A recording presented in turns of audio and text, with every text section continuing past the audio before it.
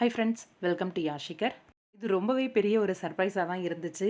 S, மௌனம் பேசியதே நம்மளோட ஜீ தமிழில் ரொம்பவே எதிர்பார்ப்போடு இருக்கிற ஒரு சீரியல். கொஞ்ச நாள் முன்னாடி நம்மளோட ஹீரோயின் இருக்காங்க இல்லையா, உங்கள் எல்லாருக்குமே தெரியும், ஜோவிதா. அவங்க வந்து ரீசெண்டாக ஒரு புது சீரியல் வந்து கமிட் ஆயிருக்கேன், மௌனம் பேசியதே அப்படின்னு சொல்லி அவங்களோட இன்ஸ்டாகிராம் பேஜில் வந்து ஷேர் பண்ணியிருந்தாங்க. அதோட அஃபிஷியலான ப்ரமோ வந்து இன்றைக்கி ரிலீஸ் ஆகிருந்தது.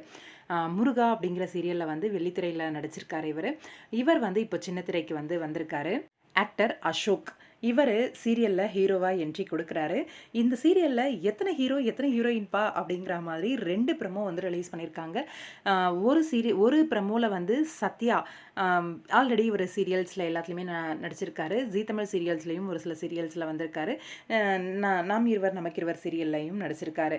இவர் அப்புறம் ஜோவிதா இவங்க வந்து ஒரு பேராக வந்து காட்டுறாங்க. ஜோவிதாக்கு அந்த அளவுக்கு இன்ட்ரெஸ்ட் இல்லாத மாதிரி இருக்குது. ஆனால் சத்யா கேரக்டர் வந்து இவங்க மேலே வந்து ஆசைப்படுற மாதிரி காட்டுறாங்க. இன்னொரு ஜோடி வந்து அசோக் அண்ட் இரா அகர்வால். அவங்க வந்து இரா அகர்வால் ஆல்ரெடி வந்து ஜீ தமிழில் சீரியலில் நடிச்சிட்டு இருந்தாங்க. உங்கள் எல்லாருக்குமே தெரியும்னு நினைக்கிறேன். ஐ திங்க் ரெட்டை ரோஜான்னு நினைக்கிறேன் அந்த சீரியல். இப்போ மறுபடியும் ஜீ தமிழ்லேயே வந்து என்ட்ரி கொடுக்குறாங்க. இரா அகர்வால் அண்ட் அசோக் இவங்களோட ப்ரமோ ஒன்று வந்து ரிலீஸ் பண்ணியிருந்தாங்க.